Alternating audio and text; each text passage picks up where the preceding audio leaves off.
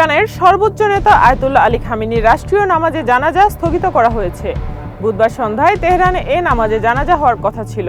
ইরানের রাষ্ট্রীয় টেলিভিশন জানিয়েছে, নজিরবিহীন জনসমাগমের সম্ভাবনা বিবেচনায় এই সিদ্ধান্ত নেওয়া হয়েছে। ইরানের তাসনিম বার্তা সংস্থা বিপ্লবী গার্ডের উদ্ধৃতি দিয়ে জানিয়েছে, হরমুজ প্রণালীতে মার্কিন, ইউরোপীয় বা ইসরায়েলি জাহাজ দেখা গেলে সেগুলোকে লক্ষ্যবস্তু করা হবে। তারা আরও বলেছে, যুদ্ধকালীন নৌযান চলাচল ইরানের নিয়ন্ত্রণে থাকবে। ইরানে চলমান যুদ্ধের মধ্যেই নতুন একটি ডেস্ট্রয়ার জাহাজ থেকে এবার পরীক্ষামূলকভাবে নিজেদের তৈরি একটি ক্রুজ ক্ষেপণাস্ত্রের পরীক্ষামূলক উৎক্ষেপণ করেছে উত্তর কোরিয়া। দেশটির সর্বোচ্চ নেতা কিম জং উন নিজে উপস্থিত থেকে প্রত্যক্ষ করেছেন সেই উৎক্ষেপণ। হিমালয় কন্যাখ্যাত নেপালে আজ বৃহস্পতিবার জাতীয় নির্বাচনের ভোট গ্রহণ শুরু হয়েছে। দুর্নীতি বিরোধী প্রাণঘাতী আন্দোলনের মুখে নেপালের তৎকালীন সরকার পতনের 6 মাস পর দেশটিতে এই নির্বাচন অনুষ্ঠিত হচ্ছে। কুয়েত উপকূলের পানিতে একটি তেলবাহী ট্যাঙ্কারে বড় ধরনের বিস্ফোরণ ঘটেছে।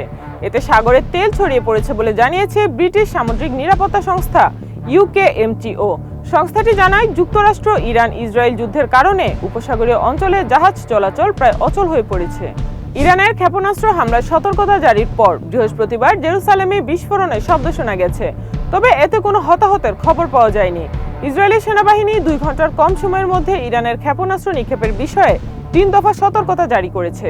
যুক্তরাষ্ট্র ও ইসরায়েলের হামলার পর যুদ্ধের প্রথম 2 দিনে কমপক্ষে 1 লাখ মানুষ তেহরান ছেড়েছেন বলে জানিয়েছে জাতিসংঘ। স্থানীয় সময় বুধবার জাতিসংঘের শরণার্থী সংস্থা UNHCR এক প্রতিবেদনে এ তথ্য জানায়। কাতার এয়ারওয়েজ ঘোষণা করেছে, তারা আজ বৃহস্পতিবার মধ্যপ্রাচ্য থেকে ইউরোপের বেশ কয়েকটি শহরে বিশেষ ফ্লাইট পরিচালনা করবে। ওমানের মাস্কট থেকে ফ্লাইটগুলো London Heathrow, Berlin, Copenhagen, Madrid, Rome ও আমস্টারডামের উদ্দেশ্যে যাত্রা করবে।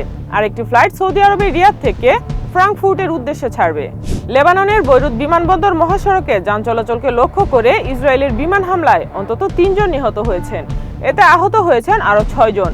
স্থানীয় সময় বুধবার রাতে লেবাননের স্বাস্থ্য মন্ত্রণালয় এ তথ্য জানিয়েছে। নতুন করে হিজবুল্লাহর হামলার জবাবে টানা 3য় দিনের মতো ইসরায়েল বোমা বর্ষণের পর এই হামলার ঘটনা ঘটে। মধ্যপ্রাচ্যে চলমান যুদ্ধ পরিস্থিতিতে সেখানকার উপসাগরীয় অঞ্চলের দেশগুলোতে এয়ার ডিফেন্স সহায়তা পাঠানোর সিদ্ধান্ত নিয়েছে ইতালি। দেশটির প্রধানমন্ত্রী জর্জিয়া মেলোনি এ তথ্য জানিয়েছেন। তিনি বলেন, মূলত আকাশ নিরাপত্তা বিষয়ক সহায়তা আমরা সেখানে পাঠাবো।